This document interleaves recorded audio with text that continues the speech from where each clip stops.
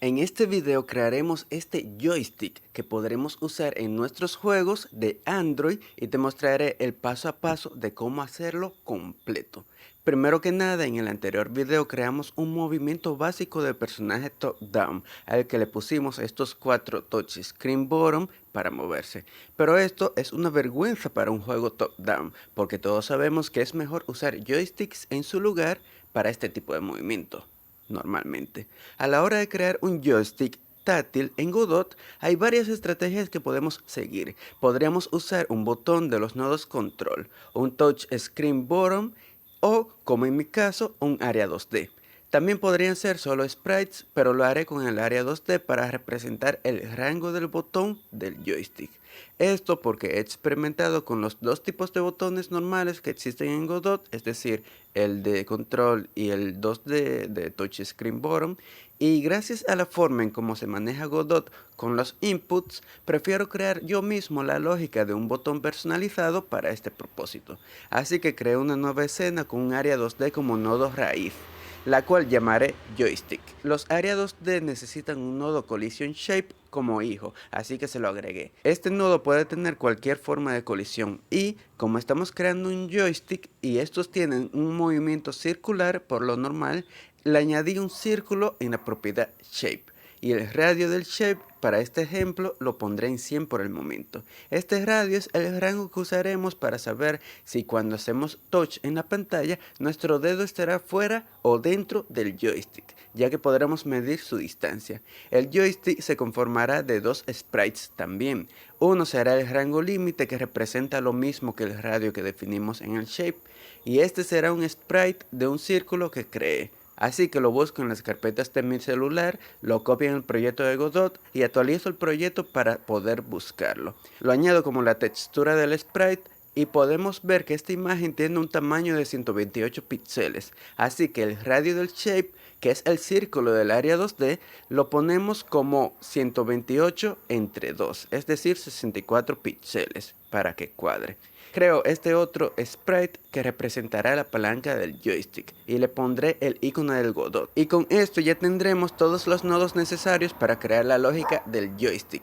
Así que selecciono el área 2D que nombré joystick anteriormente, le añado un script y en esta plantilla vacía voy a poner la función ready por si acaso que usaré al final del video y la función input event. Esta función maneja todos los inputs que hagamos como mover y clicar el mouse, presionar teclas con el teclado o los botones de un mando y asimismo como nuestro joystick es para celulares manejaremos los touch que se hacen en la pantalla. Además creé dos variables con la etiqueta onReady para acceder al sprite del círculo que llamé rango y a la palanca. Esto porque usaremos estos dos sprites para mover la palanca cuando se presione el joystick y para saber a qué dirección y distancia está la posición del evento del Global Position, que será el centro del mismo joystick. Como estamos usando un área 2D en vez de un botón, tenemos que saber cuándo se presiona dentro del área o fuera. Para eso usaremos el radio del collision shape, ya que si el lugar donde presionamos está más lejos que el radio definido, entonces estaremos presionando fuera del joystick. En cambio, si la distancia entre el centro del joystick y la posición del dedo es menor al radio, sabremos que estaremos presionando dentro del joystick. Así que creé otra variable con un ready para acceder al collision shape, su propiedad de shape, radius. Si no sabes cómo se llama una propiedad a la que quieras acceder, puedes cogerla y arrastrarla al editor de código, ya que te saldrá un string con su nombre. Así que no es necesario aprenderse esto de memoria, simplemente ver y saber qué quieres, usar esto que te acabo de decir. Ahora vamos a hacer lógica de presionado del botón, que en realidad es un área 2D.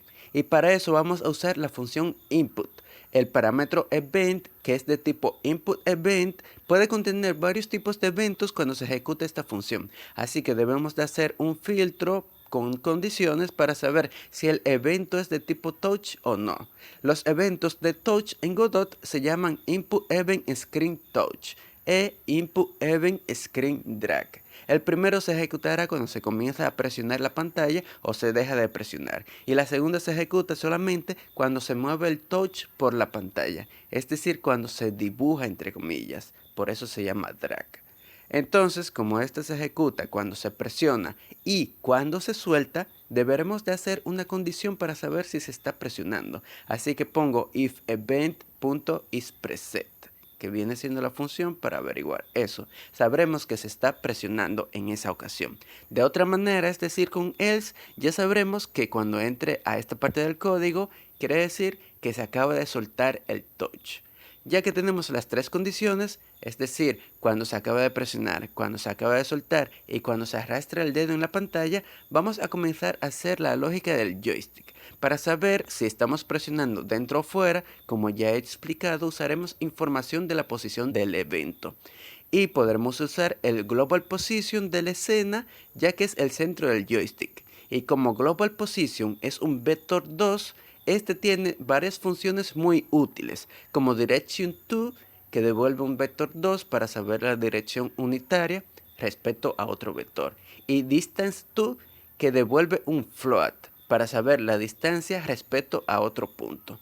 Estos son dos cosas que usaremos mucho en nuestros juegos y ahora nos vienen de maravilla para hacer esta lógica del joystick. Ahora sí, if global position.distance to event.position es menor que radio, ya sabremos que se acaba de presionar dentro del joystick, porque la distancia del evento con respecto al global position es menor al radio que definimos. En este momento acabamos de presionar y lo que hace un joystick al ser presionado es mover la palanca a la posición del dedo y asimismo calcular su dirección. Entonces palanca.globalPosition es igual a event.position. Ahora, para hacer la condición un poquito más corta, creo una nueva variable llamada distancia, que simplemente hace el cálculo de la distancia como tenemos aquí. Así puedo reemplazar esta parte del código por la variable de distancia y así está un poquito más claro. También crearé una variable de dirección que es la más importante, ya que esta dirección es la variable que le pasaremos a nuestro jugador para saber hacia dónde se debe de mover. Pero por ahora solamente calcularemos la dirección de una forma similar a la distancia, solo que usaremos la función directionTo. Así la variable dirección cogerá el valor unitario de la dirección respecto a la palanca. Hasta ahora podemos probarlo y aunque no se ve completa en esta prueba, podemos notar cómo la palanca se mueve de lugar cuando presionamos dentro del círculo. En cambio no se mueve cuando presionamos fuera, porque la posición del evento tiene una distancia mayor al radio y por lo tanto no entra a la condición. Ahora que tenemos esa parte inicial, vamos a hacer que podamos mover la palanca de un lado a otro una vez presionamos. Y esto se hace con el Input Event Screen Drag, que es cuando se arrastra el dedo en la pantalla. Normalmente cuando presionamos un joystick en un juego podemos arrastrar el dedo fuera del rango y este joystick seguirá haciendo su función, solo que la palanca se detendrá cuando llegue a su máxima distancia. Entonces primero calcularemos la distancia de la misma forma para saber qué tan lejos está la posición del touch del Global Position. Luego haremos que cuando la distancia sea menor, de igual modo la palanca se posicione en la posición del evento. En esta parte no cambia respecto a la parte de arriba.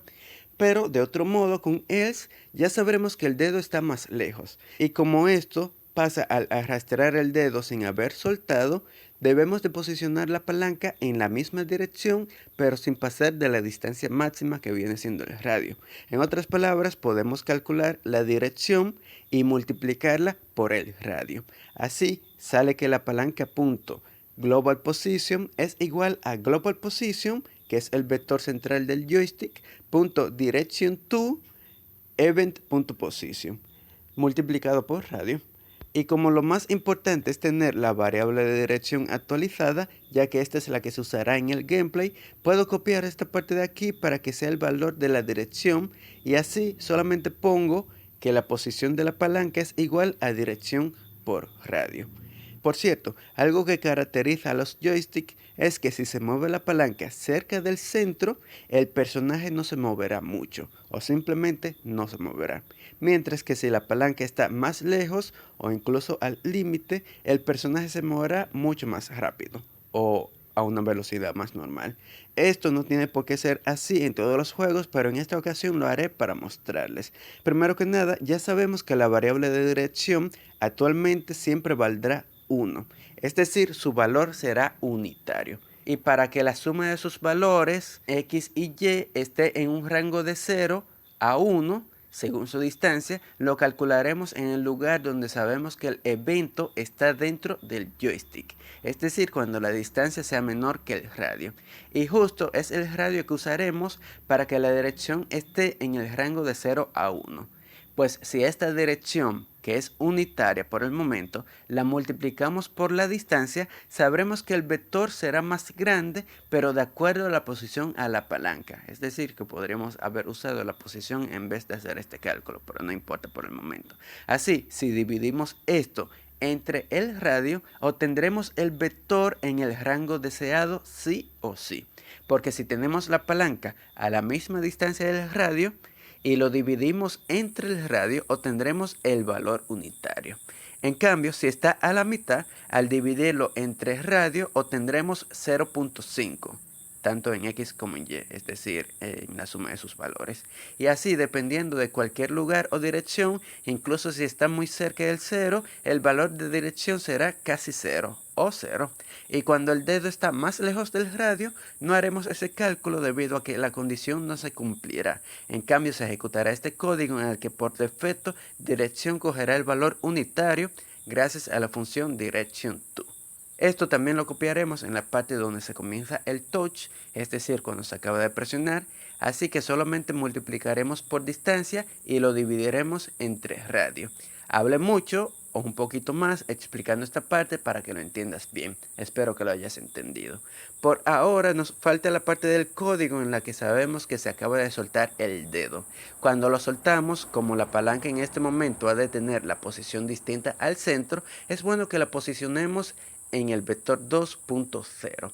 Esto es una constante que tiene la clase vector2 justamente para que no tengamos que crear una nueva para asignar 0,0. Y nótese en esta ocasión que utilicé la propiedad position, no global position. Si usara global position para asignarle 0 a la palanca, esta se posicionará en la posición global del juego completo. En cambio, al usar la propiedad position, se posicionará respecto a su padre, que viene siendo el joystick. Así, no importa dónde posicionemos el joystick en primer lugar, esta palanca se posicionará en su centro al soltar el dedo. Y también ponemos la variable de dirección en 0, esto ya lo sabemos, para que deje de moverse al soltar la palanca. Para probar, vamos a la escena de GUI en la que tenemos los botones. Borraremos los 4 botones que usamos para el movimiento en el video anterior, ya que no lo vamos a necesitar más. Instancié al joystick dándole a este botón y eligiéndolo. Lo posicioné, ya que sabemos, tenemos que posicionarlo en un lugar diferente para poderlo probar bien.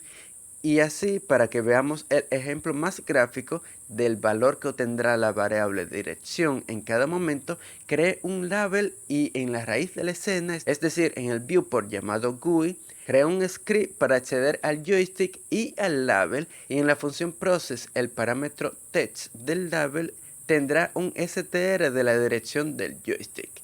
Esta es una buena forma de hacer pruebas y debugs para saber si nuestras variables tienen los valores deseados en cada momento. Probaremos el juego y vemos que funciona, pero, al momento del dedo salir del rango, la palanca se posiciona respecto a la posición global del mundo y no respecto al joystick. Así que vamos al script y como vemos en la parte donde el event tiene más distancia que el radio, estamos usando el global position de la palanca.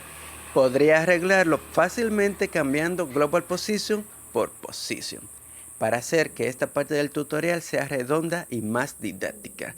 Pero mi yo del pasado no pensó bien en este momento y me compliqué poniéndole que el global position de la palanca sería igual al global position, es decir, al centro del joystick, más lo mismo que se había calculado, que lo puse entre paréntesis. De verdad que lo compliqué un poquito más, ya que les digo que con cambiar a position ya bastaría, pero ya que. Hay otra cosa muy importante, que si se va a tener múltiples botones o incluso otro joystick, es muy bueno tenerlo muy en cuenta, y es como deberían de funcionar todos los joysticks táctiles para el multitouch.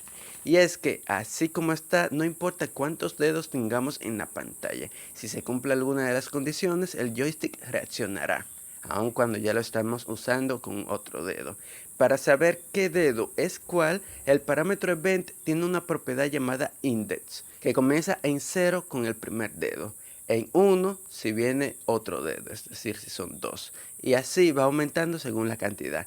Así que haremos que el joystick solo se pueda usar con un dedo a la vez. Para eso también vamos a crear nuestro propio index que será del joystick.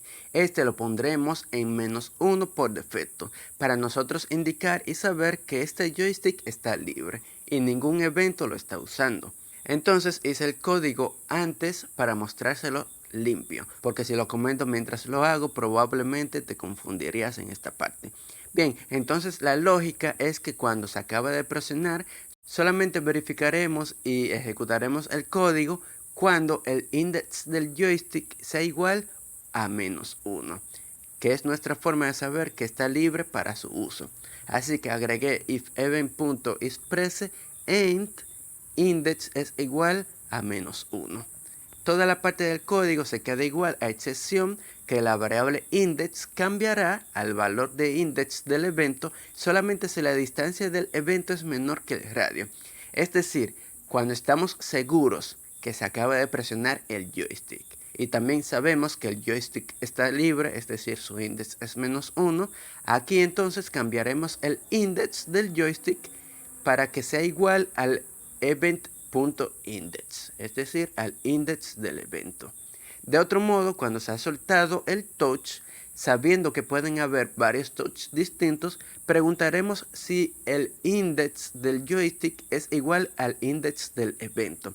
Así, si index es igual a 1, por ejemplo, y se suelta el evento con index 0, esta condición no se cumplirá. Solo se cumple cuando el index del evento es el mismo index del joystick, porque así se asigna al ser presionado y podemos saber cuál dedo es cuál con los índices. ¿Entiendes? De este modo, cuando se arrastra el dedo también, entra el código dentro de una condición para estar seguro de que el index del evento sea igual al index del joystick. Y ahora sí estará completa esta parte. Vamos a mover a nuestro personaje. Aprovechando que la escena GUI ya tiene al joystick, tiene un script y tiene una referencia al mismo joystick, crea una señal llamada enviar joystick para que sea fácilmente conectada al personaje, ya que la escena del personaje y la del GUI siempre serán hermanas en el mundo, en este juego. En este start ejecuto la señal poniendo el nombre de la señal .emit y como le puse un parámetro pondré al joystick. Al script del joystick le puse el nombre de clase joystick, es decir, class name joystick, con la J en mayúsculas. Aunque esto no es necesario que lo hagas, lo hice para ser un poco más preciso. Luego, en el script del personaje, creé una variable que será para el joystick y una función con un parámetro para que la variable sea igual a ese parámetro de tipo joystick.